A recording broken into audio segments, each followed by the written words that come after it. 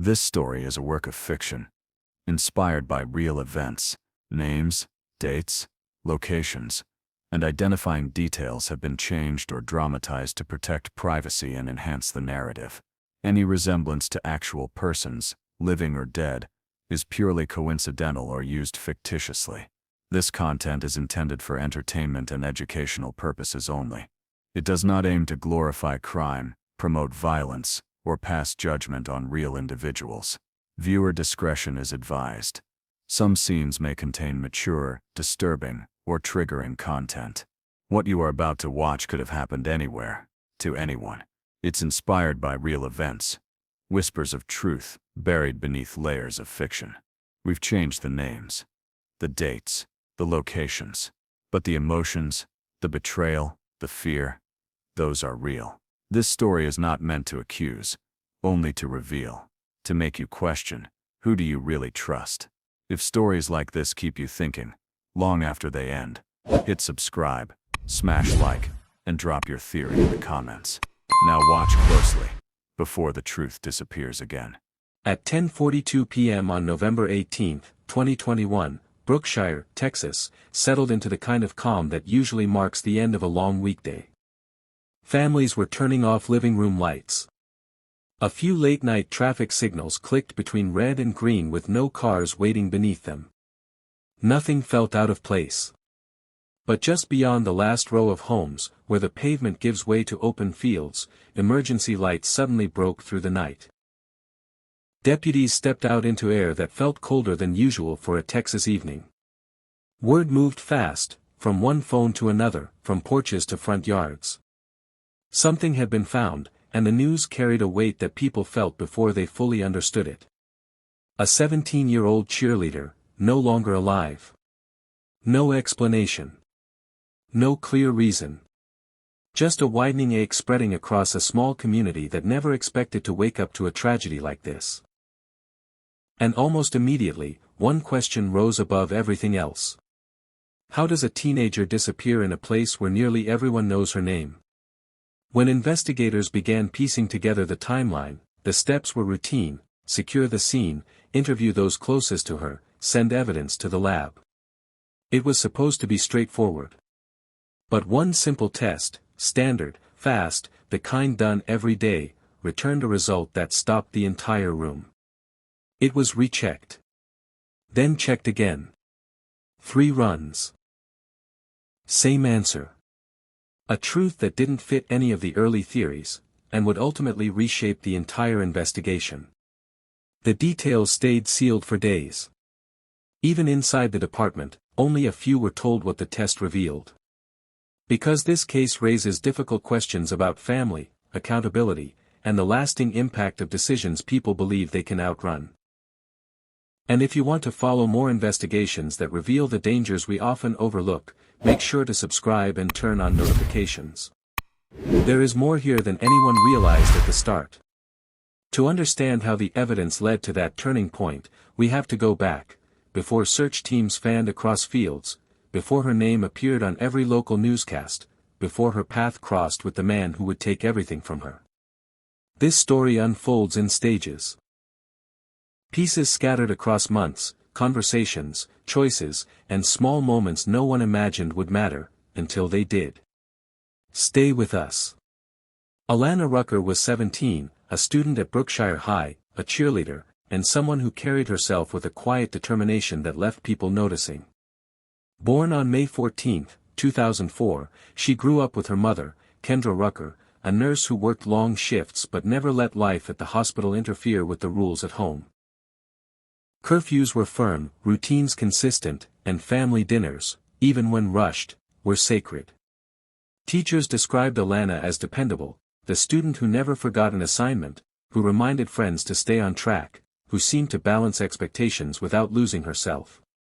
Her cheer coach told investigators months later, she kept the team together in ways we didn't always see.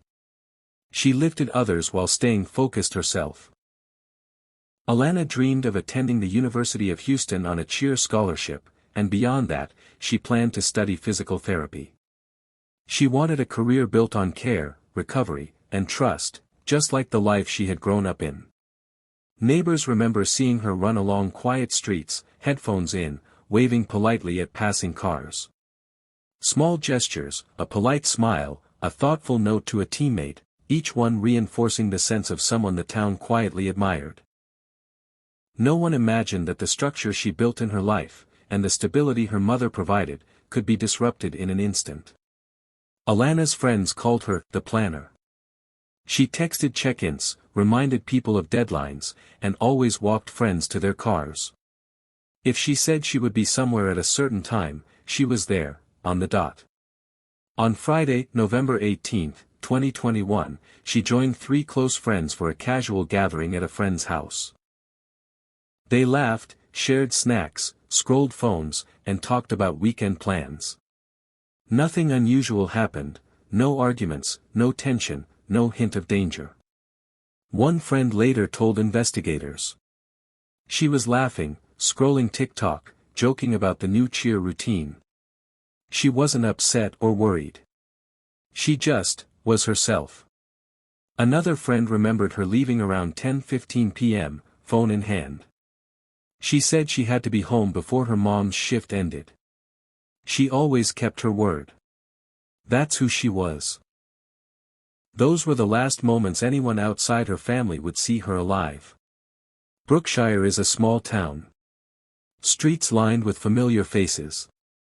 Everyone knows everyone, and every child is the responsibility of the neighborhood in some unspoken way. Alanna wasn't just another teen. She was the example families hoped their own kids would follow, hardworking, polite, dependable. When she didn't return home that night, the fear was immediate. If someone like Alanna, so careful, so visible, so beloved, could vanish, it shattered the illusion of safety. Parents questioned routines. Neighbors stayed awake longer. Even small deviations from normal life felt alarming. The town collectively realized, no child, no matter how careful, was beyond harm. Kendra came home around 11:35 p.m. and expected the familiar sight of Alanna's room light spilling into the hallway. Instead, the room was dark, the shoes at the door untouched, the backpack still on the floor. She called her daughter. Twice. 3 times. Straight to voicemail. By 12:06 a.m., Kendra called the Waller County Sheriff's Office. A deputy's field note from 12:24 a.m. read. Mother reports 17-year-old missing. No history of running away. Mother extremely concerned. Begin immediate perimeter search. Search teams mobilized quickly. Deputies walked streets, checked surveillance cameras along her usual routes, and spoke with friends and neighbors. The quiet town, which had gone to sleep just hours earlier, became alert, aware that something fundamental had shifted. Even at this early stage, investigators knew that time was critical. The next 2 hours would define the window for answers that would soon prove both shocking and heartbreaking. Somewhere, out there, the first piece of the puzzle had already been left behind, waiting to be found. Dorian Kellum was 43 years old, living quietly on the outskirts of Brookshire, yet his life had been anything but ordinary. Born in Houston in 1978, Dorian grew up in a home that offered little stability. Extended family described him as someone who slipped through life without loyalty, moving from place to place, drifting past family events, and avoiding responsibilities. His adult years carried the same patterns. Arrest records from Harris County, 2002 to 2015, reveal repeated assaults, substance-related offenses, and multiple failures to support partners and children. Courts repeatedly documented his absences. He would ignore hearings, change addresses, or cross county lines to evade obligations. Neighbors remember a man who came and went without warning. One, interviewed during the investigation, said. You'd see him for a few months, then he'd disappear. Always quiet. Never part of the neighborhood. Hard to know him at all. By his early 40s, Dorian had almost no lasting connections. Friends, family, and neighbors alike remembered him as a figure whose life left a trail of instability, isolation, and unresolved conflicts. Women who knew Dorian described a familiar pattern: charm at first, followed by manipulation, intimidation, and abrupt disappearances when responsibility arrived. Mothers of his children struggled to maintain contact. Some attempted paternity confirmation only to have him refuse testing and relocate. Domestic disturbance reports across 2005 to 2015 consistently document emotional intimidation, threats, and sudden departures. A friend of one former partner recalled, "He had this way of making you feel trapped, like if you held him accountable, everything would fall apart. And then he'd be gone. Vanish." Authorities concluded that he was a man capable of sudden violence when challenged, particularly toward women with whom he had a past connection. When Dorian was 25, he had a brief relationship with Kendra Rucker, Alanna's mother. It ended abruptly. By the time Kendra learned she was pregnant, Dorian had moved away, unaware she would carry their child to term. Friends of Kendra later told investigators, "She never mentioned his name again. She just wanted to focus on her daughter." No one in Brookshire suspected that years later, the man who had once been a brief figure in Kendra's life would unknowingly cross paths with her daughter. Alanna's biological connection to Dorian remained invisible to the community, and to the investigators who would later piece it together. In the months before the tragedy, Dorian lived alone, working irregular day jobs and keeping minimal contact with anyone. Neighbors rarely saw him. Investigators noted that his life was a pattern of avoidance: no long-term friends, no steady routines, and no accountability. Behavioral experts reviewing his history concluded that he was a man who could react with abrupt aggression, particularly toward women, when his sense of control was threatened. At 43, Dorian had created a world insulated from consequences, one that made any encounter unpredictable, and potentially dangerous. On the night of November 18, 2021, surveillance cameras later confirmed that Alanna walked past a gas station along West Shiloh Road, a familiar route she sometimes took with friends on weekends. Dorian was there. Standing outside, unoccupied, watching the street. A clerk interviewed later told detectives, "He didn't say anything or move much. But you could see him looking. Like he was waiting for someone. I didn't think anything of it at the time." Investigators would later note that Dorian had noticed Alanna before that night. Small glances, fleeting recognition, but to the casual observer, nothing seemed amiss. And yet, in that brief crossing of paths, two lives, the careful, promising teenager and the isolated, volatile man, were aligned on a course that would leave an entire town reeling. By the time she took her next step, the sequence of events had already begun, irreversible, unavoidable, and devastating. Investigators later pieced together Alanna Rucker's final hours with painstaking detail. On the night of November 18, 2021, she walked along her usual route near West Shiloh Road, unaware that Dorian Kellum had been waiting. Surveillance and witness statements showed he intercepted her on that quiet stretch. Detectives described the attack as sudden, violent, and merciless. One officer later explained, "There was no hesitation. She had no chance to defend herself. The level of force used, it was clear this was deliberate and cruel." Authorities stressed that while the assault specifics remained confidential, the act left Alanna with no possibility of escape, and it would haunt everyone who responded to the scene. After 12 hours of searching, Alanna's body was discovered shortly after 10:30 a.m. on November 19, off a narrow rural road just outside Brookshire. Deputies called it one of the most harrowing scenes they had ever encountered. In his official report, Officer David Larkin wrote, "There are no words that can prepare you for telling a parent that their child has been killed. It's a weight you never forget." Kendra Rucker, who had already feared the worst, was met with confirmation. Her grief was immediate and overwhelming, spilling into the arms of family members as the community tried to support her through the shock. Investigators quickly assembled the pieces that would lead to Dorian Kellum. Tire tracks matched his vehicle. DNA recovered under Alanna's fingernails confirmed the struggle.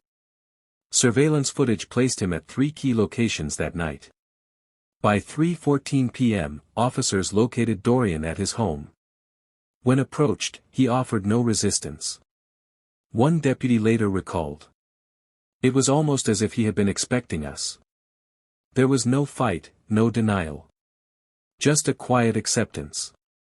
Every element aligned. Within hours, the man who had shattered a family and a community was in custody. As part of standard investigative protocol, forensic analysts ran DNA tests to confirm the connection between suspect, scene, and victim. At first, the results were routine. But as technicians examined the sequences, an anomaly appeared, genetic markers indicating a first-degree familial relationship. The lab ran the tests 2 more times to confirm accuracy. The room fell into silence. Detective Michael Harmon later described the moment. We expected a predator. We did not expect a parent. Every officer present felt the weight of the revelation. A connection hidden for 17 years had just come to light. The man responsible for ending Alanna's life was also the father she had never known. For the team, the procedural routine had transformed into a profound, almost unimaginable reality. The case had just shifted into a dimension of personal tragedy that no one in the room could ignore. Detectives faced the hardest task of all, telling Kendra Rucker the truth. We need to go over the test results, an officer said softly, as family members gathered around. When she realized that the man who had abandoned her 17 years ago had also taken her daughter's life, Kendra collapsed into the arms of relatives. Her grief reverberated through the room. Neighbors later described the morning as one of collective heartbreak, an entire community forced to reconcile both the loss of a young life and the secret connection that had been hidden in plain sight for nearly 2 decades. In those final hours, Brookshire learned that the truth could be far more devastating than fear, and that some secrets have a weight that not even time can erase. Narrator, V.O. In early 2022, Dorian Kellum stood in the Brookshire courthouse facing the charges that would define the rest of his life: murder, kidnapping, and aggravated sexual assault resulting in death. Courtroom seats were filled daily with those who had known Alanna, friends, classmates, and neighbors, all wearing purple and gold in her memory. The prosecution sought life without parole, laying bare the full scope of the destruction he had caused. One supporter later recalled. You didn't just feel like you were watching a trial. It was like the town itself was holding its breath, demanding justice for someone we all cared about. The defense offered minimal resistance, the evidence was overwhelming, and the DNA connection undeniable. By every measure, the case left no room for doubt. When Kendra Rucker took the stand, silence fell over the room. Every eye was on a mother describing the life she had built for her daughter with relentless determination. I worked nights, sometimes 2 jobs, just to make sure Alanna had every opportunity one never had, Kendra said, her voice quivering. I thought I could protect her from everything, but the man who once touched my life, he took her from me. Her words carried both heartbreak and quiet fury. Family members reached out, holding her steady, and even seasoned court officers admitted later that it was one of the most difficult testimonies they had ever witnessed. Criminologists analyzing Dorian's past explained a recurring pattern. Men who repeatedly avoid responsibility, abandoning partners and children, often develop emotional detachment and a sense of invulnerability. When consequences never arrive, the sense of personal accountability erodes, said Dr. Thomas Reed, a forensic psychologist. Unchecked, this can escalate into violent behavior later in life, often toward those who are most vulnerable. Investigators confirmed that Dorian's past. Ignored obligations, manipulation of women, and refusal to acknowledge his children, fit this pattern all too clearly. Alanna's death reverberated far beyond Brookshire. Across Texas, parents demanded stronger community alert systems for missing teens. Advocacy groups called for stricter oversight of men with violent histories who had abandoned children, highlighting systemic gaps that could allow tragedy to repeat. News outlets dissected the failures of previous safety nets, prompting a statewide discussion about accountability, prevention, and the hidden risks that often go unnoticed. One journalist covering the story wrote, Alanna's story became a warning: the past doesn't stay buried, and communities must confront the risks that exist in plain sight. Amid the grief, Alanna's life became a catalyst for hope and change. Her cheerleading squad honored her at the homecoming game, their performance a living tribute to the joy and spirit she had carried into every room. A scholarship fund was established in her name, supporting young black girls pursuing both athletics and academics. Through this, her story continues to inspire, a reminder that one life, though tragically short, can leave a lasting imprint on countless others. Her death sparked grief, conversation, and reform. But it is her life, her laughter, and her dreams that remain a guiding light for those determined to protect the next generation. Alanna Rucker's life was bright, full of dreams she worked tirelessly to achieve. She carried the hopes of her family, her teammates, and a community that watched her grow. And in a single moment, that potential was stolen by a man who had walked away from every responsibility he had ever known, including the daughter he never acknowledged. In the quiet aftermath, the town of Brookshire struggled to reconcile grief with disbelief. Streets she once walked felt emptier, homes quieter, and every small corner seemed to hold the echo of a life that had been abruptly taken. This tragedy leaves more than sorrow. It carries lessons we cannot ignore. Individuals with histories of abandonment, deceit, or violence often leave patterns that signal danger long before it escalates. Recognizing these signs, and intervening early, can save lives. Communities must build systems that track behaviors, ensure accountability, and protect the most vulnerable. Safety is not solely about following rules, it is vigilance, awareness, and the courage to act when the warning signs appear. And the hardest truth of all, the unresolved choices of one generation can ripple forward, touching lives in ways no one could have foreseen. Alanna's story continues in the lives she inspired and the awareness it demands. Share her story.